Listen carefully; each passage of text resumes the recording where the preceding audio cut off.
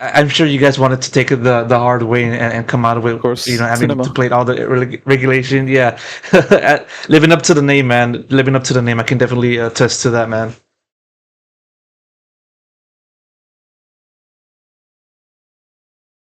Hey guys, this is Pedro back with another interview. This time covering VCT Americas Stage 1 for playoffs. My guest at this time is johnqt of Sentinels, coming off of their match against G2, in which they came out on the winning end, thus moving on into the upper bracket finals to set playoff bracket. And of course, and most importantly, moving on to Masters Toronto as one of the 3 teams qualified for that event. And so, John, well deserved on the W. It could have gone much more easier, as I said. But I mean, you guys wanted to go all the way off of that ascent map, the craziness that it was. Just want to hop up onto that moment in which you guys came out of it on top after staving off a potential G2 comeback. What was going through your mind? How were you feeling at that moment? I mean, it's definitely difficult. Like, you lose rounds and rounds pile up, and then like it's obviously Ascent. They're on defense. They have a difficult comp, especially with Waylay, and like, like you start thinking like, damn, are we really gonna choke? Like 11-2, really? And like, yeah, that stuff is on your mind, but you try to like block off the noise and stay focused. And like, I told the boys like 11 I was like, guys, it's a fake comeback. Chill, don't worry. And then like, shout out to my teammates, like they were unbelievable in the post ones. I mean, even so, like when you said that, and G2 was still continuing to claw, or more so shorten the lead, your lead, in which they forced over or forced the tie. Did you start thinking like, oh shit, are they actually about to do this? Are we about to actually do this? Throw a potential lead?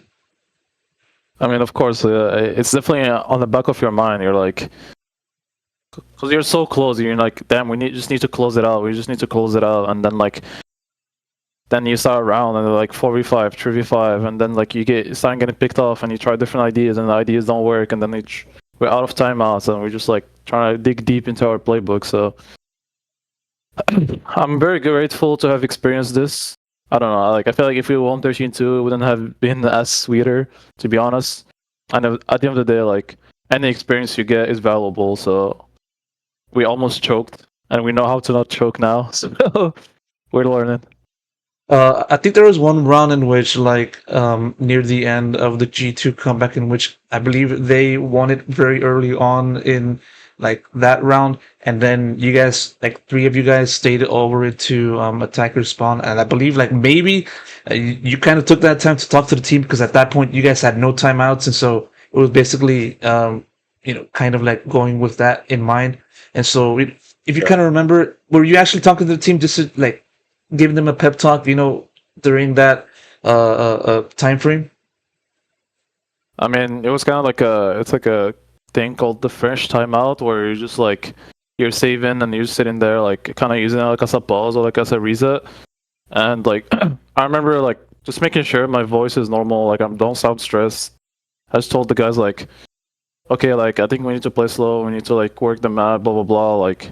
And I even said, like, you guys have any ideas? Like, do you guys want to do anything in particular? And then, like, I think Marshall gave an idea of, like, doing something similar as a pistol. And, like, I was like, sure, let's start like that. And then I just mid-rounded. And we, like, pumped cat, went back market, and then, like, we chilled. Like, to be honest, like, shout out to my teammates. Like, 11-11, 40 seconds, like, everyone is like, okay, let's slow down the round, chill.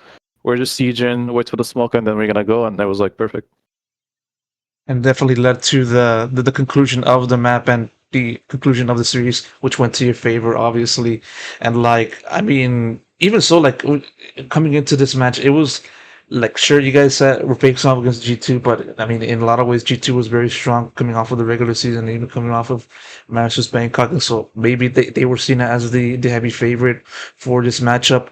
That said, it gives a clear view as to the kind of work you guys put in the day leading up to G2, and so like, kind of like now focusing onto the mat itself as a whole, not just focusing on the scent.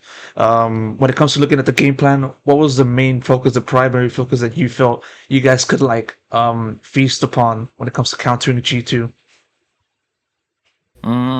I would like to say like shout out to my coaches.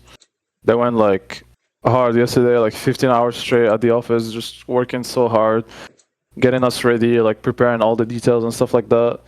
I also went on. I watched VODs on my own and stuff like that for myself, which is like kind of like just knowing how they want to play, like the tendencies, what do they fall back to when things are going wrong and stuff like that. So yeah, I mean, obviously we were very confident about our split, but then we weren't like there. We or just didn't show up on split. But I mean, overall, like, I mean, G2 is a great team. Like, you're not gonna really like hard anti them. Like, they have so many different looks, different ideas. But at the end of the day, like, they're like very methodical and have a certain way of playing. So we kind of just like understood the general concept, and we just made sure to focus on ourselves. Because like, at the end of the day, like, you're not like you have one day, you're not gonna like super like anti this team and like just prepare like new stuff like that. We just made sure like to focus on ourselves and have an understanding of how they play. The Herculean effort was definitely put on display for the rest of the world to see. And I kind of now want to go back onto Ascent, but more so focusing on like the strength that you guys showed in that first half. It just kind of shows the effectiveness of the composition that you guys had, and even countering that of G2 with their Whaley and how it kind of looked like it was tough to beat at times during the regular season. You know, when it comes to looking at that time frame first half, what did you guys kind of identify that you felt you guys can like also, you know, kind of counter hard onto G2 when they were on the attacking side?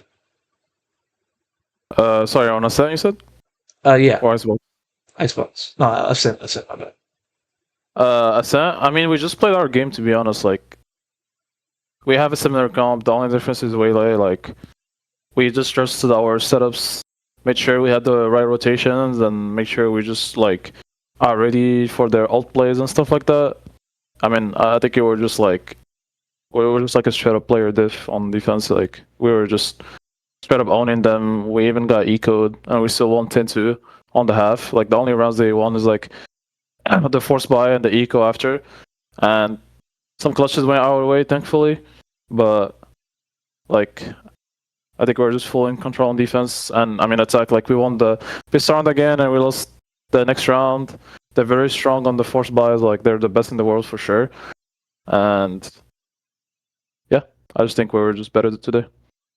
From that to then staving off G2's comeback to now finishing this with a W, a massive achievement for this team, given that, you know, you guys had to claw yourselves back or claw your way back into prominence from, you know, that disappointing display in Masters Bangkok. And so, like,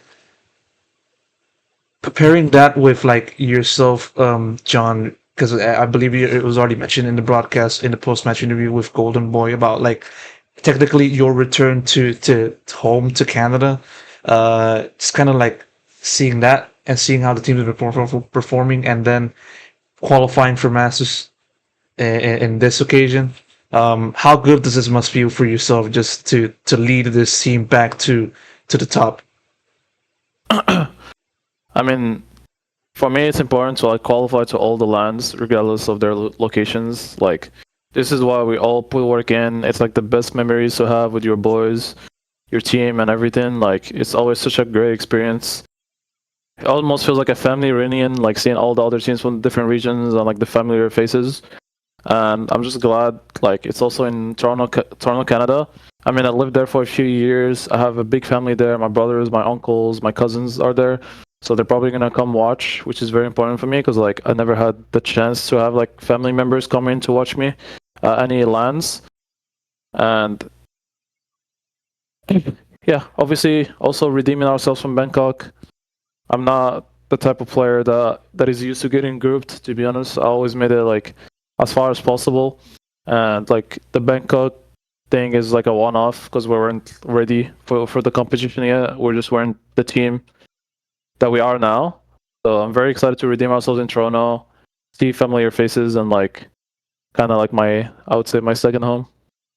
Oh, definitely seeing that. I remember like you said in an interview with myself, earlier on in the year. You said you wanted to qualify for every international, and win every opportunity and win at every opportunity you have. And you've definitely been talking the talk and walking the walk. And so, I mean, going back into yourself, I remember you put up a tweet like looking back onto your history in light of this accomplishment, about how you mentioned about you kind of moved to Canada to pursue your academic studies, pursue it in the engineering field. And so it's funny looking at that and looking how you started in living in Canada, and you compare that to right now, in which now you've been able to compete in Canada, move over to US, compete in the US, win a few internationals, win some domestic titles along the way, and just kind of like experiencing the glamour, I would say, if that's the appropriate way to say, of having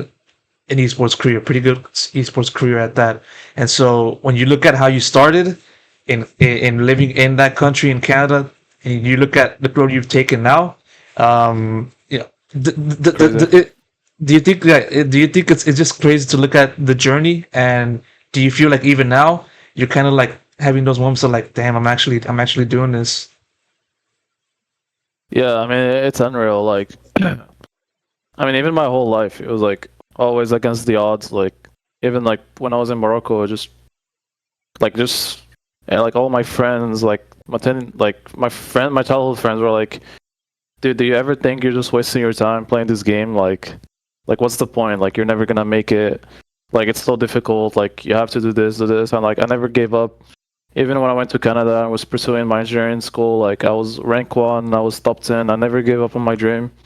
And like, I mean, I was kind of in a hard financial situation. I had like 2 digits in my bank account, and I had like a ghost contract with like 4 digits pay per month, a really good contract. And I'm like, okay, like, I love this. This is my passion. I need to take a risk. Like, I'll just quit school, pursue this. Maybe in 2 months I'll be like bench, I'll be cut. Maybe I'm not like ready for this life, and then like my life is gonna be ruined. But it's worth taking the risk, and I had to like help my family financially. I had to help myself. I needed to save the boat, and like crazy. Like, I don't know. Like, every year I'm like so amazed that I'm able to do this, and I feel like I have such a unique story and like background. I'm literally like the only import in Americas. Some people think I'm Canadian, which I'm not. I'm fully 100% Moroccan. Yeah. I'm the only import in this league. And then it's kind of funny. Like, I leave Canada for Valorant, and I come back Canada for Valorant. So, I mean, definitely like a very, very special tournament for me. It's a movie. For sure. No, for sure. Yeah, definitely living up to the nickname of Absolute Cinema right there. And yeah, like, the life of an esports player is very tumultuous, and is very busy, and is very, I would say, grueling as well. And so whenever one, accomplishes something like this, appearing in an international in which it's at a place in which you've been a part of, you've been living in the past. I mean, it's good to relish in it and experience the joyness and experience the little W's that you get along the way. Sure, whatever you guys do in Canada, we'll see what happens there. But at the very least, just making it there, it's a major plus for you. And so, I mean, gotta appreciate the insight into your life in the past. And so that's it. I'm gonna have to wrap up the interview right here, John. I wish I could talk to you more, but I'm getting those pings, and so I'm gonna have to respect that. So thank you so much, John. Well deserved on the W. Congrats on Masters qualification, and hopefully you guys can continue the momentum train in the next one. Thank you so much, Pedro. Have a good night.